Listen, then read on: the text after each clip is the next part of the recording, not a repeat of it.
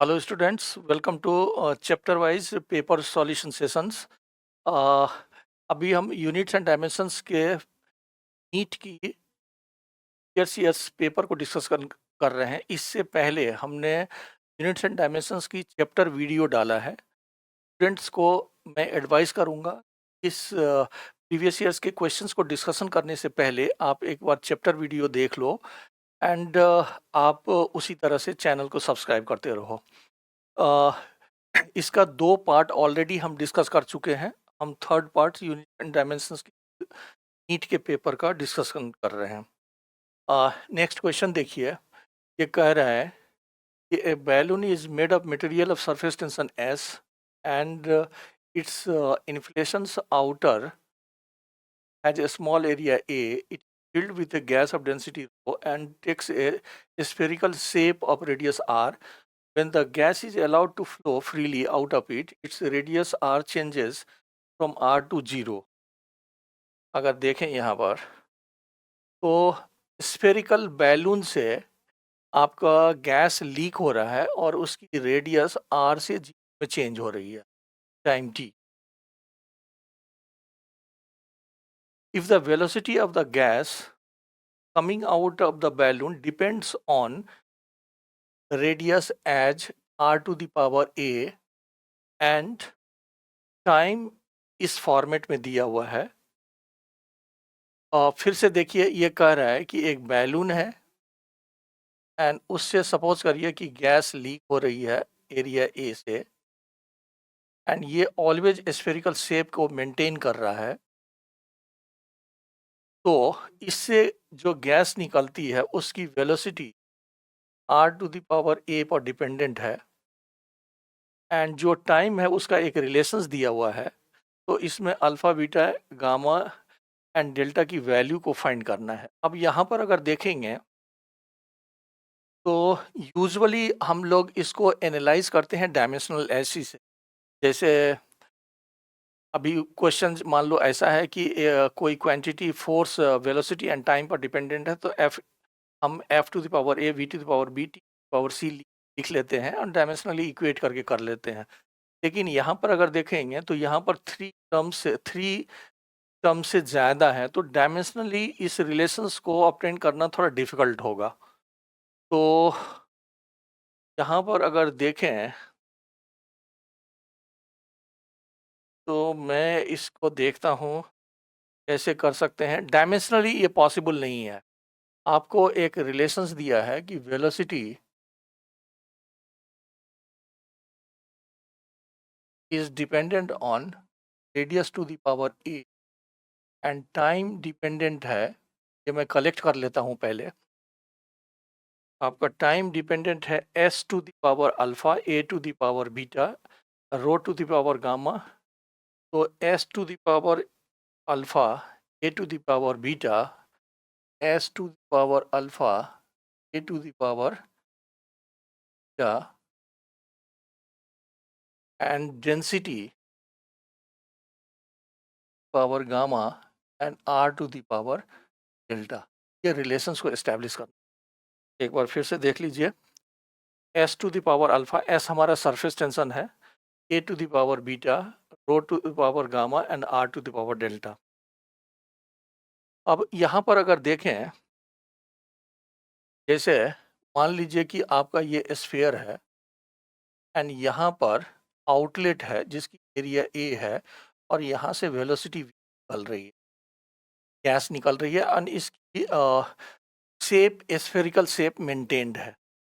तो अगर अंदर का प्रेशर P1 लें एंड बाहर का प्रेशर P2 लें तो बर्नौलीज इक्वेशन से P1 equal two plus half rho ऐसा लिख सकते हैं। तो हमने अंदर की वेलोसिटी को काउंट नहीं किया है। यहाँ से 1 minus P2 equal to half rho v square लिख सकते हैं एंड यहाँ पर P1 माइनस P2 को 2s अपन आर हम इंस्टेंटेनियस रेडियस लिए हैं and equal to half rho v square लिख सकते हैं। तो यहाँ से अगर देखें तो वेलोसिटी का वैल्यू 4s अपन आर रो का अंडर रूट आ गया, 4s अपन आर रो का अंडर रूट आ गया। इसका मतलब आपका जो वेलोसिटी है वो डिपेंडेंट है surface tension to the power 1/2 and are to the power -1/2 and rho to the power -1/2। ये रिलेशंस हमने इस्टेब्लिश कर लिया। Velocity surface tension to the power 1/2, radius -1/2 and are to the rho to the power -1/2। अब यहाँ पर देखेंगे तो ए का वैल्यू इस क्वेश्चंस में यहाँ से ए की वैल्यू -1/2 आ गया, ए की वैल्यू -1/2 आ गया। अब अगर ऑप्शंस देखें अगर, तो ए की वैल्यू -1/2 एंड -1/2। अब देखेंगे ऑप्शंस में तो दो ऑप्शंस में ए की वैल्यू -1/2 है। अगर क्वेश्चंस में ऑप्शंस में सिर्फ एक ही ऑप्शंस में -1/2 होता तो हम यहाँ पर उस ऑप्शंस को करेक्ट कर देते एंड आगे सॉल्व नहीं करते, जिससे हमारा समय बचता, क्योंकि हमने a इजकल टू -1/2 को ऑब्टेन कर लिया। लेकिन एक ऑप्शंस में डेल्टा की वैल्यू 5/2 है एंड दूसरे ऑप्शंस में डेल्टा की वैल्यू 7/2 है। इसका मतलब जो हमने कैलकुलेट किया है वहाँ वहाँ से हम आगे नहीं बढ़ सकते हैं, मतलब इसके बेसिस पर ऑप्शंस नहीं कर सकते हैं, क्योंकि आपकी डेल्टा की वैल्यू डिफरेंट है। एंड अल्फा की वैल्यू देखें तो 1/2 आ रहा है एंड रो की गामा की भी वैल्यू -1/2 आ रहा है, लेकिन डेल्टा की वैल्यू डिफरेंट है। तो अब अगर देखें यहाँ पर कि यहाँ से अगर गैस बाहर आ रही है तो जिस रेट से गैस बाहर आ रही है, यानी कि जिस रेट से गैस की वॉल्यूम बाहर आ रही है उसी रेट से इस स्फीयर की वॉल्यूम कम हो रही होगी। तो अगर हम इस रिलेशंस को यूज़ करें तो हम यहाँ पर a this is the volume of gas flowing per seconds, इसको आप minus and volume upon dt लिख सकते हैं। एंड यहाँ पर अगर देखें तो -d/dt एंड यहाँ पर 4/3 पाई r क्यूब लिख सकते हैं। यहाँ पर देखें तो this will be equal to 3r², 3 cancel हो जाएगा तो -4 पाई r² एंड dr/dt ऐसा लिख सकते हैं। तो यहाँ से अगर देखें तो dt equal to -4 pi r² r and divided by av लिख सकते हैं। यहाँ पर हम av लिख सकते हैं। अब अगर देखें तो हमारा जो वेलोसिटी है वो इस फैक्टर पर डिपेंडेंट है। अगर हम इसको यूज़ कर लें तो हम ऐसा कह सकते हैं कि जो dt है वो डिपेंडेंट है -a⁻1 and r⁻2 and v की वैल्यू सेट कर दें तो ये आ जाएगा कितना, s⁻1/2 and r⁻1/2 and density power -1/2 and dr। ये रिलेशन आ सकता है। हमने v नीचे है तो उसको ऊपर ले गए, उसके बेसिस पर हमने ऐसा लिख दिया है।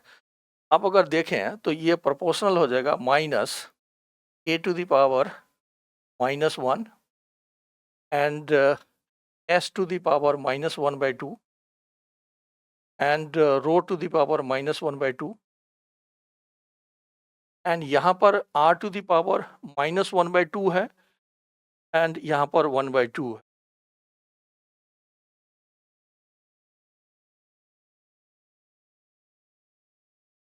नहीं, ये तो स्क्वायर है ना, ये r² है ना, ये r² है यहाँ पर। तो 1/2 एंड प्लस 1/2 तो ये r⁻4/5 एंड dr हो जाएगा।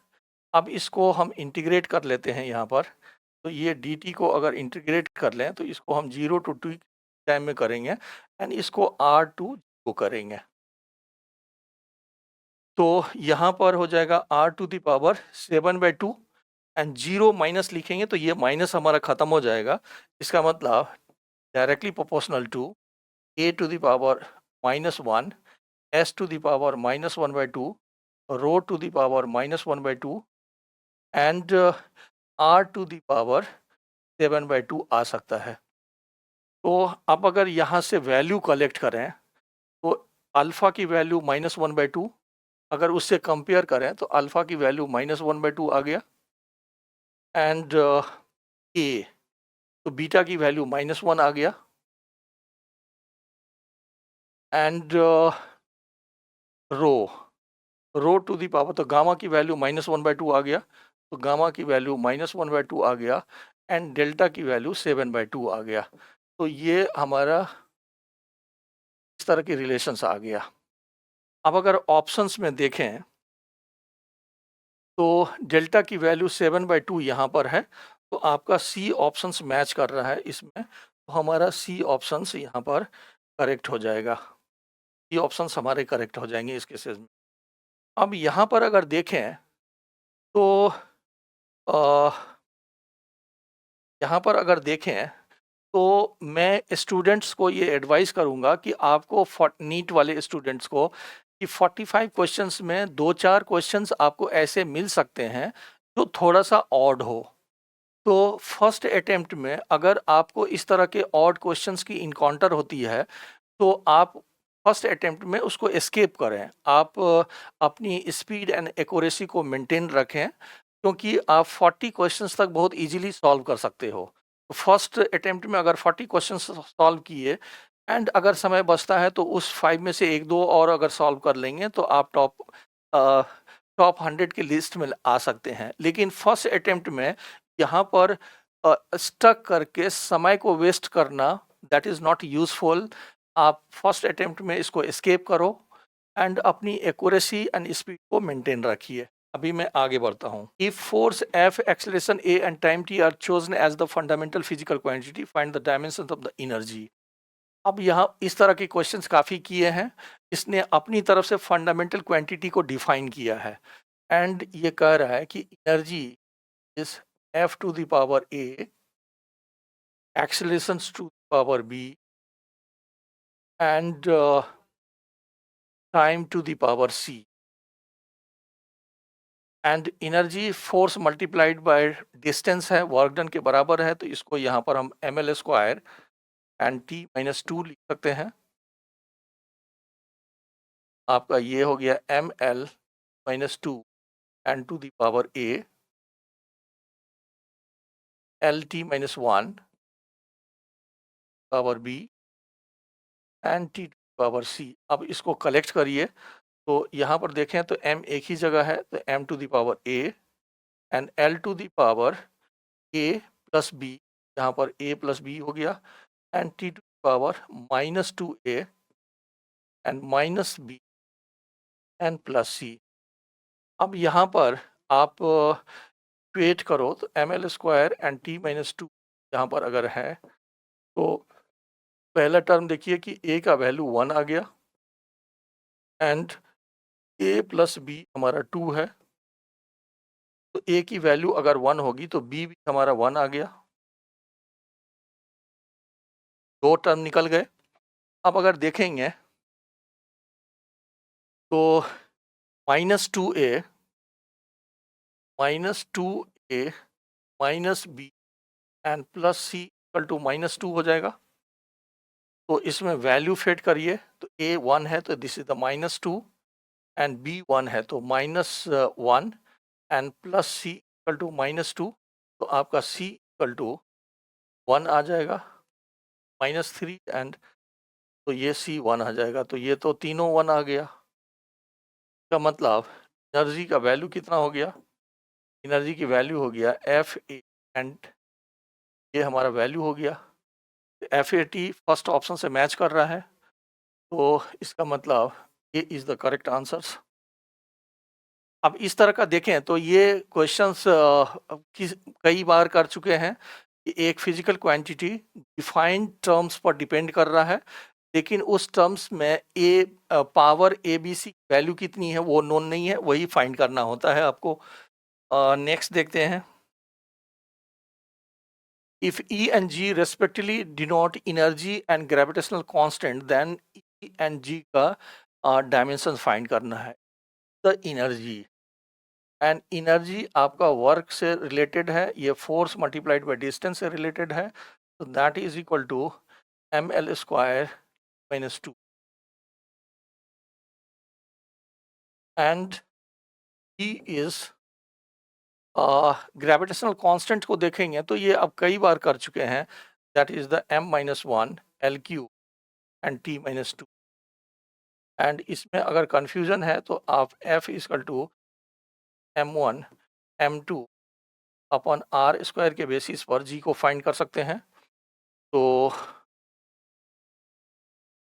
अब ये कह रहा है कि E बाई जी का आपको निकालना है, तो E upon G equal to ml square -2 and divided by m-1 L³ and T-2। तो यहाँ पर कितना हो गया, m square and T-2 cancel हो गया, तो L-1 हो गया। का मतलब ये m स्क्वायर एंड L-1 आना चाहिए, तो m square L-1 and T power 0, इसका मतलब ये आपका करेक्ट है। नेक्स्ट देखते हैं। A physical quantity of the dimensions of length that can be formed of T, G and E square upon 4 pi epsilon naught, where C is the velocity of light, G is the universal constant and E the charge। अब यहाँ पर देखो कि simple सा question देखिए, ये कह रहा है कि आपका जो लेंथ है वो C पर डिपेंड करता है, G पर डिपेंड करता है and E square upon 4 pi epsilon not पर डिपेंड करता है। तो आप इसको कैसे लिखेंगे? तो आप अगर देखें तो L to C to the power A power and E square divided by 4 pi epsilon not and to the power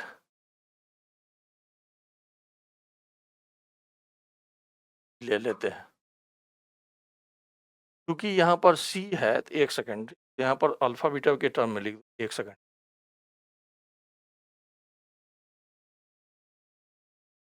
आप L को लिखिए C to the power alpha power beta and E square divided by 4 pi epsilon naught power alpha beta and gamma। And dimensionally हमें T का तो पता है, G का भी मान लीजिए नोन है, तो इसका निकाल लो। जैसे अगर दो इलेक्ट्रॉन्स के बीच का फोर्स लिखे हैं तो this is 1/4 pi epsilon nought square upon r square, ऐसा लिख सकते हैं डायमेंशनली। तो E square upon 4 pi epsilon nought कितना हो जाएगा, यहाँ से square upon 4 pi epsilon nought will be equal to FR square,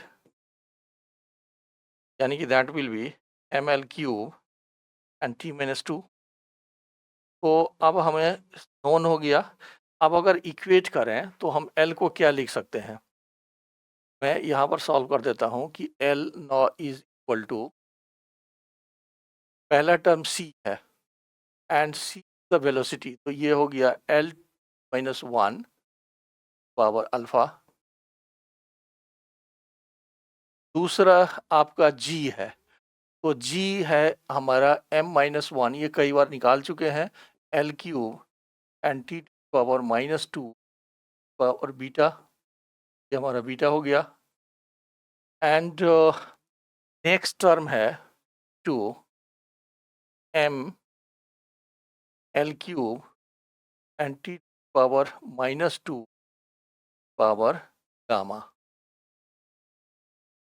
अब अगर L को कलेक्ट करें तो यहाँ पर m को पहले लिखते हैं हम m, तो माइनस का एंड यहाँ से हो गया गामा, तो प्लस गामा अब एल को लिखें अगर, तो L is alpha three beta, ये हो गया alpha plus three beta and यहाँ से plus three gamma, L to the power alpha L three beta and L three gamma हो गया, एंड लास्टली हमारा टी बच गया, तो टी हो गया minus alpha minus two beta and minus to, ये आ गया। अब अगर इक्वेट करें तो यहाँ पर M zero and T zero है एंड एल वन है, तो इसका मतलब minus beta plus gamma equal to zero हो गया, and alpha plus three beta and plus three gamma equal to zero हो गया, इक्वल टू वन हो गया, सॉरी, ये इक्वल टू हमारा वन हो गया, एंड लास्ट वन देखें तो minus alpha minus two beta and minus two gamma equal to zero हो गया। तो यहाँ पर अगर देखें तो यहाँ से अल्फा जो है ये beta and gamma equal equal हो गया, बीटा एंड गामा इक्वल हो गया, एंड इस दोनों को अगर ऐड करें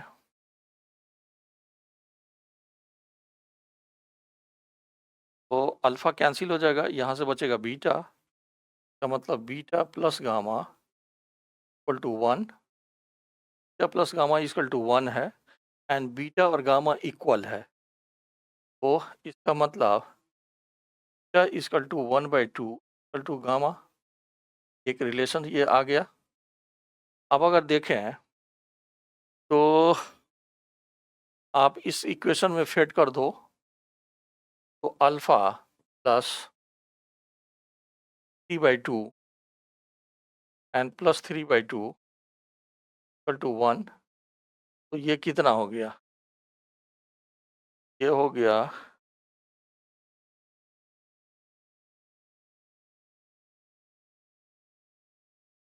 हो गया, तो अल्फा का वैल्यू माइनस टू हो गया, अल्फा का वैल्यू माइनस टू। तो अब अगर हम लिखें तो एल का वैल्यू कितना आ जाएगा, L equal to C to the power alpha, alpha का वैल्यू माइनस टू, तो C to the power minus two and G power one by to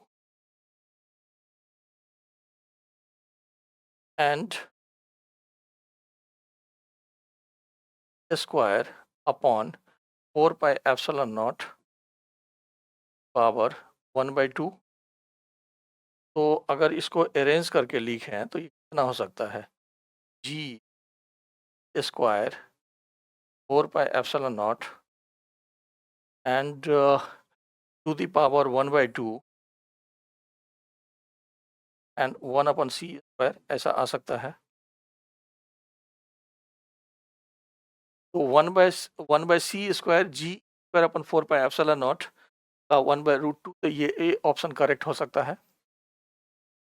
एक बार फिर से देखते हैं, देखिए क्वेश्चंस में कह रहा है कि लेंथ जो है वो सी जी एंड इस टर्म पर डिपेंड करता है, तो आपने length is to C to power G to power beta and ये लिख दिया, एंड यहाँ पर E square upon four pi epsilon naught की डायमेंशंस को अलग से कलेक्ट कर लिए, एंड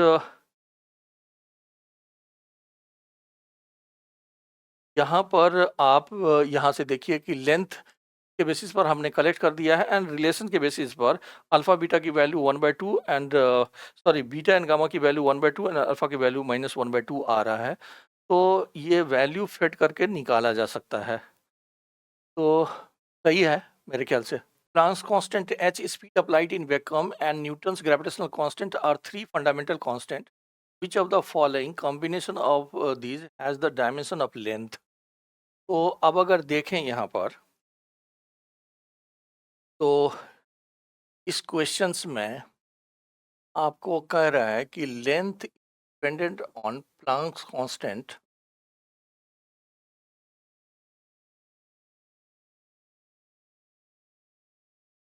एंड जी पावर,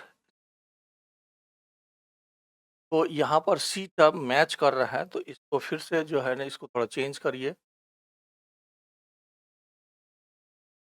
आपका जो which of the following combination of this has a dimension of length, तो L is dependent on h to the power alpha, power beta and gravitational constant to the power gamma.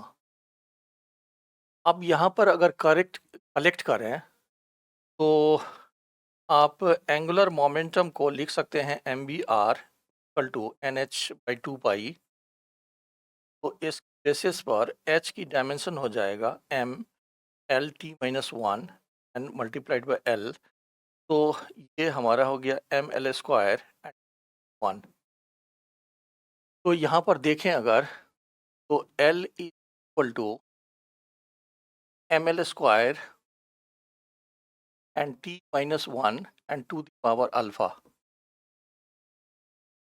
Velocity है तो Lt-1 power beta, and gravitational constants को कई बार निकाल चुके हैं, तो this is the m-1 L³ and t-2 and whole to the power gamma. अब अगर कलेक्ट करें तो m0 L and t0 equal to m। m आपका देखें तो अल्फा एंड माइनस यहाँ से गामा हो जाएगा। L अगर देखें तो alpha plus beta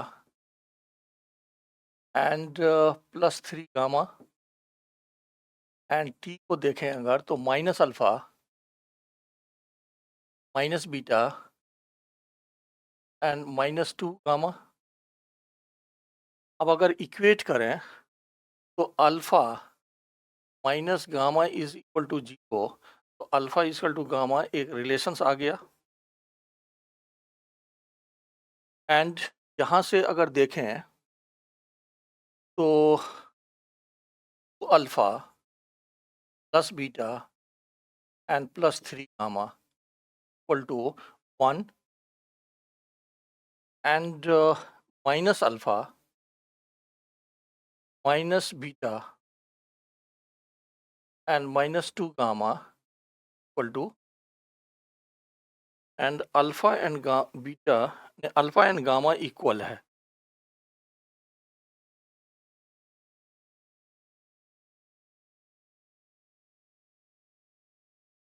alpha and gamma equal है। तो यहाँ पर इस दोनों को ऐड कर देते हैं। अगर इस दोनों को ऐड कर दें तो 2 अल्फा माइनस अल्फा ये अल्फा हो जाएगा, एंड यहाँ पर क्या हो जाएगा प्लस गामा इक्वल टू 1 आ जाएगा, and alpha minus gamma equal to 0 है, या अल्फा इक्वल टू गामा है। तो अल्फा इक्वल टू गामा लिखेंगे तो अल्फा एंड गामा ये दोनों 1/2 आ गया, ये दोनों 1/2 आ गया। तो आपका अल्फा एंड गामा अगर दोनों 1/2 है तो इस इक्वेशंस में वापस फिट कर देते हैं। Alpha and gamma both are equal to 1/2।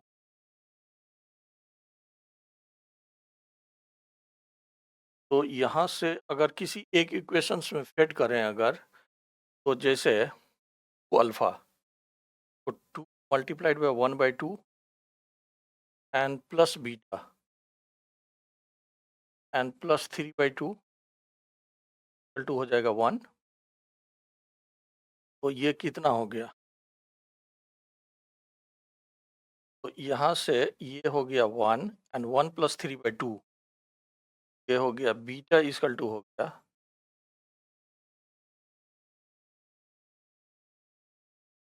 1 and 1 cancel हो गए, तो बीटा इक्वल टू -3/2 -3 आ गया। अब आपका ये रिलेशंस है, और इस रिलेशंस में अल्फा एंड गामा की वैल्यू 1/2 है एंड बीटा की वैल्यू -3/2 है।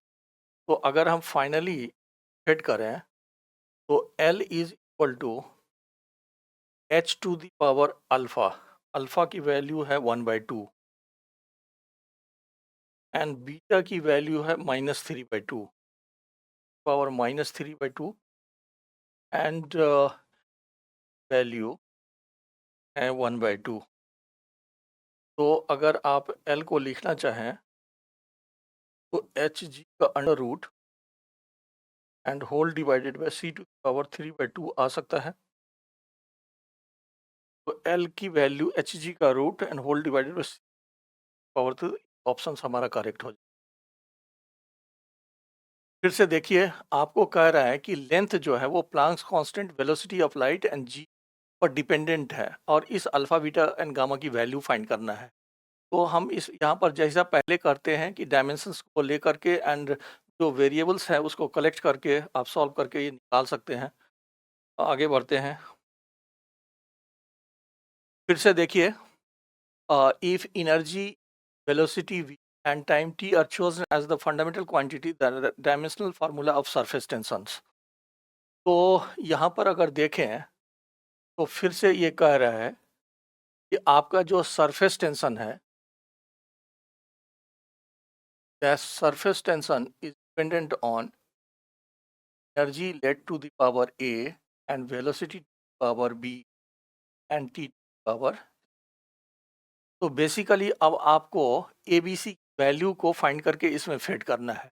एंड सरफेस टेंशन देखें तो surface tension is equal to force पर यूनिट लेंथ, तो that is ml-2 and divided by l, ये mt-2 हो गया। आप सरफेस टेंशन की जगह पर यहाँ पर m lg एंड t-2 लिख सकते हैं।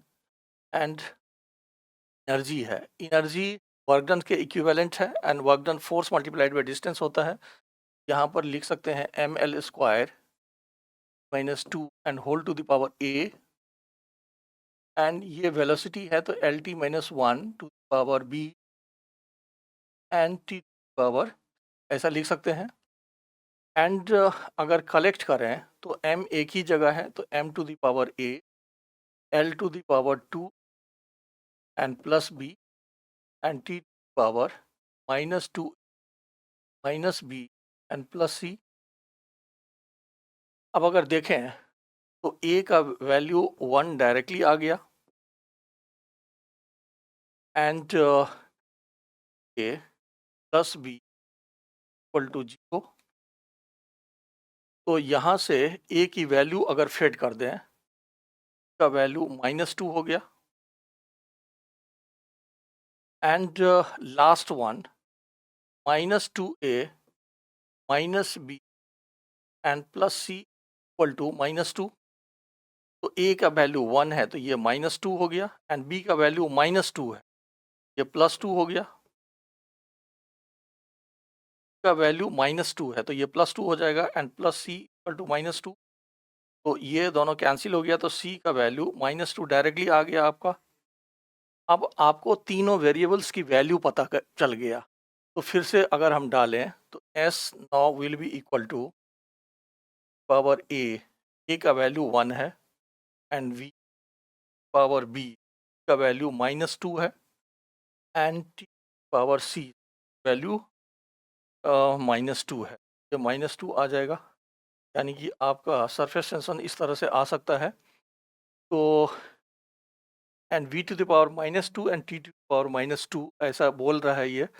तो ये t है तो ये स्मॉल है तो स्मॉल के टर्म में ही लिखिए। इसका मतलब सी ऑप्शन हमारा करेक्ट हो सकता है। If dimensions of critical velocity of a liquid going through a tube are expressed as eta to the power x, rho to the power y and r to the power z, where eta, rho and r are the coefficient of viscosity of liquid and radius of the tube respectively, then the values of x, y and z are given by। अब अगर देखें यहाँ पर तो आपको यहाँ कह रहा है कि critical velocity eta to the power x, rho to the power y and r to the power z। तो अब दोनों तरफ आपको डायमेंशंस इक्वेट करना है, तो ये वेलोसिटी है तो इसको L T minus one, and चाहो तो m टू द पावर 0 भी लिख सकते हो। अब कोफिशिएंट ऑफ विस्कोसिटी अगर देखें तो F इक्वल टू पाई या आर वी से या is equal to M L T minus two and divided by L multiplied by L T minus one. तो ये कितना हो गया, M L minus one and T minus one, ये आ गया।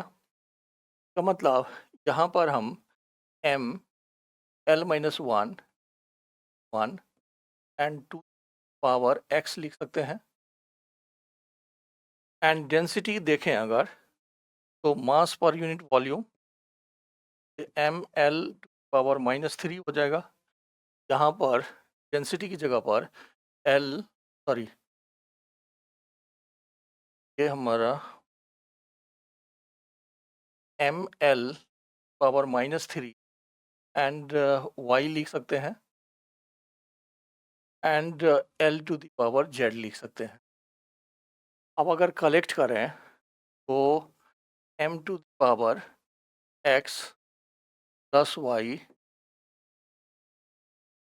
L to the power minus x minus three Y and plus z and T power, ये सही है हमारा। एंड ये भी सही है। एंड आर आपका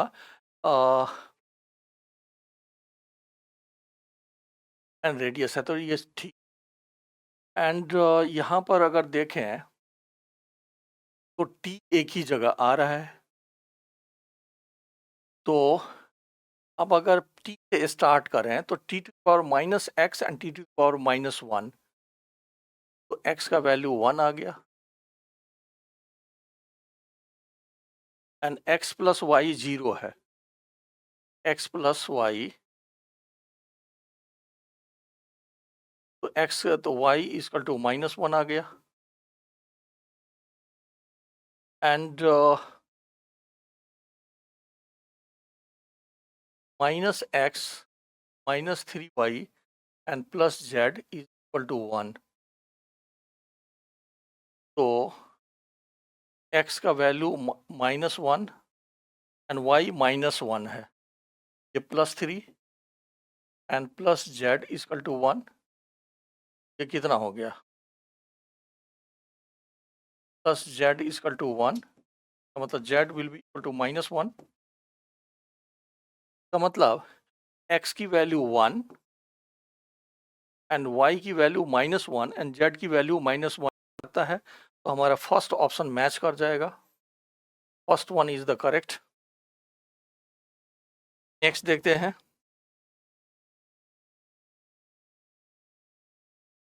pair of quantity having the same dimensions. तो वर्क एंड टॉर्क, ये जो है वर्क एंड टॉर्क का सेम होता है, ये तो नोन है पहले से। नेक्स्ट देखते हैं, which two of the following five physical parameters have the same dimension. फिर से वही पूछ रहा है। तो अगर एनर्जी डेंसिटी देखें, refractive index, Young's modulus and dielectric constants and magnetic field. तो अगर एनर्जी डेंसिटी देखें,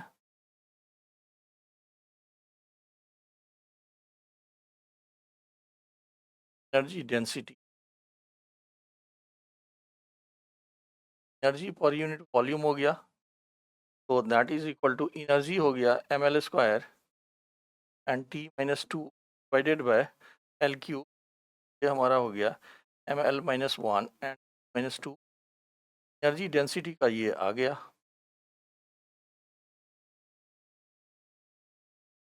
रिफ्रैक्टिव इंडेक्स का तो कोई डायमेंशन नहीं होता है, का नो डायमेंशंस।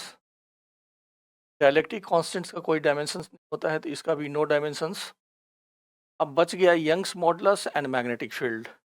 तो अगर आप यंग्स मॉडुलस को देखें, तो Young's modulus is equal to stress upon strain अब ये इसका कोई डायमेंशन नहीं है, डेल्टा एल अपन एल होता है तो स्ट्रेन इज डायमेंशनलेस का मतलब यंग्स मॉडुलस आपका फोर्स पर यूनिट एरिया हो गया, यानी that is M L T minus two and divided by L square हो गया, तो ये आपका M L minus one and T हो गया। तो इसका मतलब ये दोनों मैच कर गया, तो इसका मतलब energy density and Young's modulus 1 और 4 आपका करेक्ट ऑप्शंस हो गया, इसका मतलब 1 और 4 है। देखिए एनर्जी डेंसिटी का मतलब हो गया एनर्जी पर यूनिट वॉल्यूम, तो उसकी डायमेंशंस एंड यंग्स मॉडुलस की डायमेंशन मैच कर रहा है। यहाँ पर refractive index and dielectric constants की कोई डायमेंशन नहीं है। एंड मैग्नेटिक फील्ड अगर देखें तो मैग्नेटिक फील्ड मैच नहीं कर रहा है। यहाँ पर आगे बढ़ते हैं।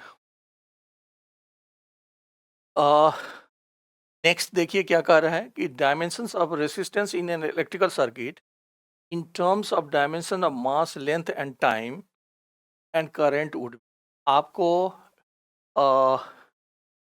रेसिस्टेंस की डायमेंशन रेसिस्टेंस की डायमेंशंस को फाइंड करने के लिए बोल रहा है M L and time and I के टर्म में। तो अगर देखें जो सिंपल हम फार्मूला यूज करें अगर, तो V equal to I R अगर फार्मूला यूज करें, सपोज करें इक्वल टू आई आर, तो R is equal to V upon I and potential difference को आप वर्क डन बाय चार्ज लिख सकते हो आई। तो अब तो यहाँ से निकाला जा सकता है work done is force multiplied by distance, तो ये M L square and T minus two हो जाएगा एंड को आई टी लिख सकते हैं, तो क्यू आई टी का मतलब हो गया ए टी एंड यहाँ पर एक है, तो इसके बेसिस पर क्या हो जाएगा M L square power minus three and A to the power minus two, और रेसिस्टेंस आ सकता है M L square power minus three and A to the power minus two. तो आपका डी ऑप्शन यहाँ पर हमने ए लिया है, उसको आई ले रहा है, तो M L square T to power minus three and I to power minus two आ सकता है option. D option is the correct. Next देखें अगर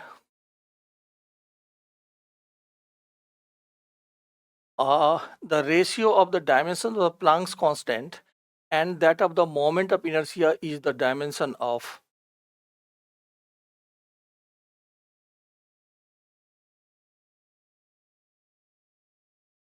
तो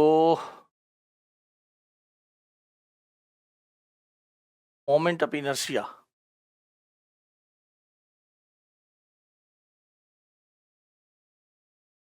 देखिए आप अगर h को देखें तो इसको हम एम बी आर लिख सकते हैं, यानी कि h equal to M L T minus one and in L is M L square minus one. ये h का डायमेंशन हो गया एंड मोमेंट ऑफ इनर्शिया देखें तो इसको हम एम आर स्क्वायर लिख सकते हैं, यानी कि that will be equal to M L square and यहाँ पर h और मोमेंट ऑफ इनर्शिया के डायमेंशंस को अगर निकालें तो एम एल स्क्वायर कैंसिल हो जाएगा, यानी कि t माइनस वन बच जाएगा एंड दैट इज फ्रिक्वेंसी। तो इसका मतलब फ्रिक्वेंसी आपका करेक्ट हो जाएगा। Next, a pair of physical quantity having same dimensional formula is force and torque, बिल्कुल सही है।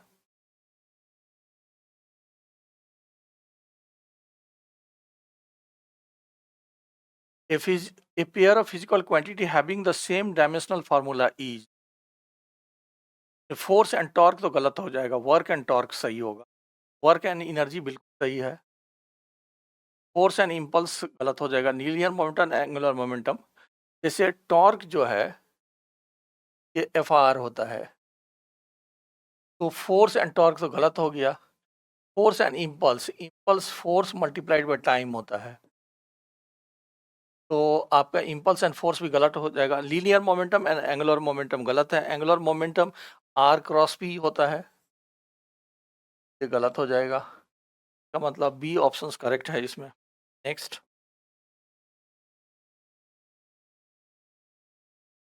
नेक्स्ट क्वेश्चन में देखिए, कह रहा है कि P represents radiation pressure, represents of light and S represent radiations energy striking per unit area per second. The non-zero integers x, y, z such that is dimensionless. अब यहाँ पर देखिए, अगर तो मैं कह रहा है कि आपका power x and s to the power y and c power z ये डायमेंशनलेस है।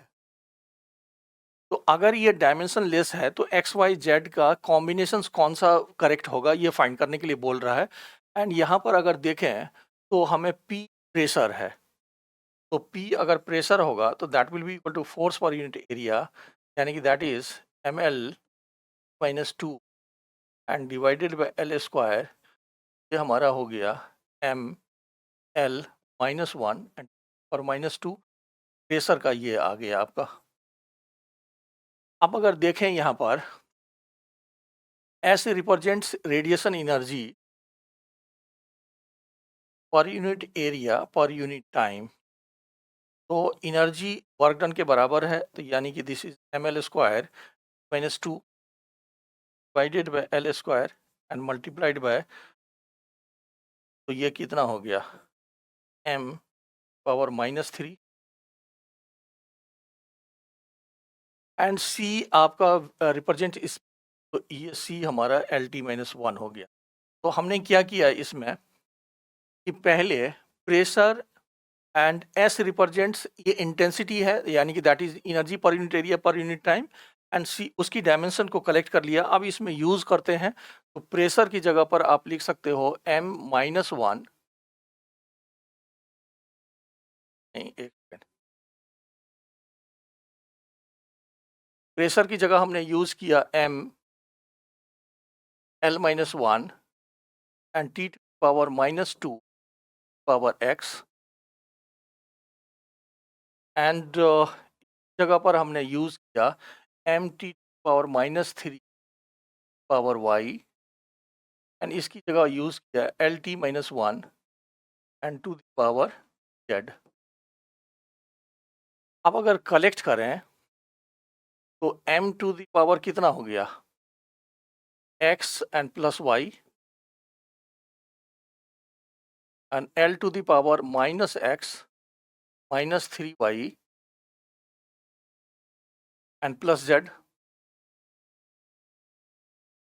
l की पावर -x यहाँ पर नहीं है, l नहीं है यहाँ पर, ये गलत है।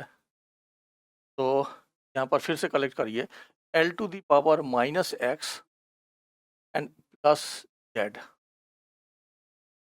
And t power -2x -3y and -z। अब यहाँ पर कह रहा है कि ये डायमेंशन लेस है, का मतलब हम लिख सकते हैं x plus Y equal to G and -x and plus z equal to G and -2x -3y and -z equal to G. तो अब यहाँ से आप ऑप्शन से भी कर सकते हैं। जैसे मान लो अगर हमने x की वैल्यू को 1 ले लिया तो y की वैल्यू -1 हो जाएगा, एंड x की वैल्यू 1 ले लिए तो z का वैल्यू 1 हो जाएगा। तो अगर हम x की वैल्यू सपोज करो 1 ले लेते हैं यहाँ पर, तो y की वैल्यू -1 आ गया, एंड y की x की वैल्यू -1 होगा तो z की वैल्यू 1 आ गया।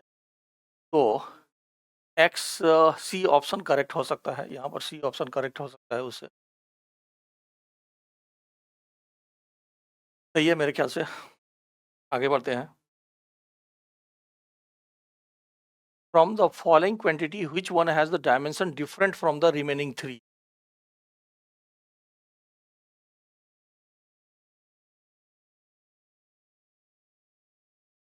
Which one has the dimension different from the remaining three? तो इसका मतलब इसमें तीन का डायमेंशन सेम है, एक का डिफरेंट है, वो आपको फाइंड करना है। तो पहला देखिए क्या कह रहा है, पहला है एनर्जी पर यूनिट वॉल्यूम। तो अगर फर्स्ट देखें तो एनर्जी पर यूनिट वॉल्यूम, तो ये हो गया ml² minus 2 divided by L3। तो ये आपका कितना हो गया, ml-1 फर्स्ट का हो गया। तो फर्स्ट की डायमेंशंस हमने कलेक्ट कर लिया एनर्जी पर यूनिट वॉल्यूम की बेसिस पर। अब सेकंड का देखते हैं, फोर्स पर यूनिट एरिया। फोर्स पर unit area that is ml-2 divided by L²। ये हो गया ml-1 एंड पावर -2, ये भी सेम आ गया। अब अगर सी का देखें तो product of the voltage and charge पर unit volume, voltage multiplied by charge पर यूनिट वॉल्यूम, ये वॉल्यूम है। तो यहाँ पर वोल्टेज को आप वर्क डन बाय चार्ज लिख सकते हैं। का मतलब इसको हम work done upon charge and multiplied by charge पर यूनिट वॉल्यूम लिख सकते हैं। ये कैंसिल हो जाएगा, तो यहाँ पर एनर्जी एंड वॉल्यूम सेम आ गया, तो ये भी सेम आ गया, यानी कि ml-1 एंड T⁻², ये सेम हो गया। तो मतलब ABC का सेम हो गया। अब एंगुलर मोमेंटम का देखें अगर, तो angular momentum is mvr, that is ml-T⁻1 and multiplied by L ml²। 1। तो अब अगर देखेंगे तो D का डायमेंशन डिफरेंट है और ABC का डायमेंशन सेम है। तो क्वेश्चन में कह रहा है कि from the following quantity which one has dimension different from the remaining. इसका मतलब ABC का करेक्ट है, तो डिफरेंट D है, इसका मतलब D is the correct answers. Next देखें, if C and R denote capacitance and resistance respectively, then the dimension formula of CR, ये वैसे नोन है आपको, CR टाइम का होता है, तो ये डायरेक्टली आपका m0L0T है। लेकिन अगर देखना चाहें तो आप Q इक्वल टू सी भी लिख सकते हो, इक्वल टू हो जाएगा Q/V and multiplied by R, and यहाँ पर Q एंड V की जगह पर IR लिख सकते हैं, R ये कैंसिल हो जाएगा, एंड Q की जगह पर IT लिख सकते हैं, डिवाइडेड बाय I टाइम के बराबर हो जाएगा। इसका मतलब फर्स्ट ऑप्शन आपका करेक्ट है। नेक्स्ट, ये हमारा यूनिट्स एंड डायमेंशन से रिलेटेड ये हमारा लास्ट क्वेश्चन है नीट का। इसमें जो क्वेश्चंस इजी हैं या टफ हैं, हमने उसको सेग्रीगेट नहीं किया है। यूनिट्स एंड डायमेंशंस में नीट में अभी तक जितने भी क्वेश्चंस आए हैं सबको मैंने कलेक्ट करके यहाँ पर डिस्कस किया है, एंड यूनिट्स एंड डायमेंशन से रिलेटेड हमने चैप्टर के डिस्कशंस का भी वीडियो अपलोड किया है। तो अगर आप देखेंगे तो उस चैप्टर के वीडियो सेशन को अगर देखें एंड उसके बाद ये क्वेश्चन सॉल्व अगर करें तो आपको काफ़ी हेल्पफुल होगा। ठीक इसी तरह से हमारा एरर एनालिसिस का चैप्टर वीडियो का सेशन आएगा, एंड उसके बेसिस पर हम एरर एनालिसिस के प्रीवियस ईयर क्वेश्चंस को डिस्कशन करेंगे। तो जो एरर एनालिसिस का चैप्टर वीडियो सेशन है वो ज़रूर आप देखिए, एंड उसके बेसिस पर एरर के चैप्टर का प्रीवियस ईयर क्वेश्चंस का डिस्कशन करेंगे। तो एरर का चैप्टर वीडियो ज़रूर देखिए। आप इसी तरह से चैनल को सब्सक्राइब करना कंटिन्यू रखिए। Thank you.